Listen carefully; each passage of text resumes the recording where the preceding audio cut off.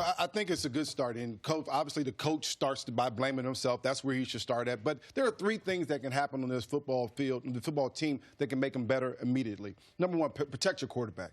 All the good teams that I played on, you have to win in the trenches, offensive and defensive line. We were always good on those positions. Andy Reid believed in it. At this point, Baker Mayfield's been sacked 11 times this season already in 3 games. Compare last year. He was sacked 25 times in 14 games, 13 games that he actually started. He's getting sacked at a crazy rate at this point. They have to protect him better. One of the things that I would do, actually, is you have 2 of the most dynamic receivers in the game. How about you just max protect so now that Baker has enough time to throw the football down the field and let those guys just go find a way to get open. Go get open, Odell Beckham Jr. Just go find a way to get it done, Jarvis Landry. To me, that's what I would do offensively. Number 2 is you have to be better on third down. 28% on third down is not going to get it done. So you have to be good. To be good in the NFL, you have to stay on the field. That means you have to be better on first and second down. That means their tight end, he has to get healthy. They have to find a way to get Njoku healthy. They'll be much better that way. Lastly, Baker has to be better.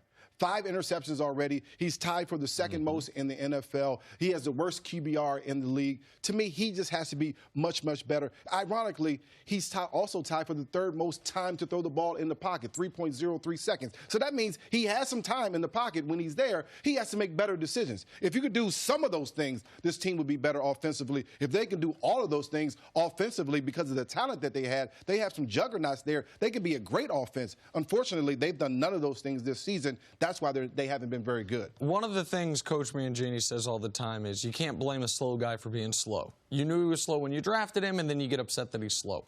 If you're Cleveland, it's tough to blame the area of your team where you have spent the fewest resources, where you actually this offseason, when you were acquiring talent, sent out talent in your guard Zeitler, traded over for Olivier Vernon, and now say, well, our season's going to hell because our offensive line's not good. You needed to bake into your preseason planning, how are we going to overcome an inferior talented offensive line? Because while the Browns' offensive line obviously is not great, I don't think it's the worst offensive line in football. I think that the team they're about to play, Baltimore just played a team that was on their backup left tackles. The Chiefs' backup left tackle better than the Browns' starting left tackle? Is that the situation you find yourselves in? So then it does come down to 2 guys. The coach, whose job is to look at the totality of everything and say, here's our strengths, here are our weaknesses. To your point, here are how we use our strengths to offset our weaknesses. And the quarterback. And I don't know of any show that's been more optimistic about Baker Mayfield than this one. I love him as a prospect. I like him as a leader. I don't mind his salty personality. There's so much about Baker I like. But he's got to be better. Yeah. The precedent in very recent NFL history is great quarterbacks, if you turn into a great quarterback, in year 2, you start to show it in full bloom. Russell Wilson did. Jared Goff did. Carson Wentz did. Patrick Mahomes did. Go down the list. Baker's #1 pick of the draft, who we saw how good he could be, is particularly the second half of last year once Kitchens took over. You can't just say, throw your hands up in Eli Manning and Giant style, well, the offensive line give me a chance. You're a little athletic. You're a little mobile. You've got to figure it out when you have the weapons of Chubb, Beckham, and Landry. And now they've got an enormous test in Week 4 that could be an early tipping point of the season. You beat Baltimore, you're in first place in your division. You lose, you're down the tiebreaker, down 2 games to a Baltimore team that's 3-1. So, yeah, this is the biggest, in a very short sample, the biggest week of Kitchens and Baker's career preparing for Baltimore. And, CeCe, this is the thing that we have talked about. How is this team going to handle once you hit adversity, once you hit a losing stretch, once you hit a really good team? Yeah, someone laughed at you and you said, oh, let's play some real games. They laugh. Know. Yeah, they're not laughing anymore. But, yes, you're right. Go.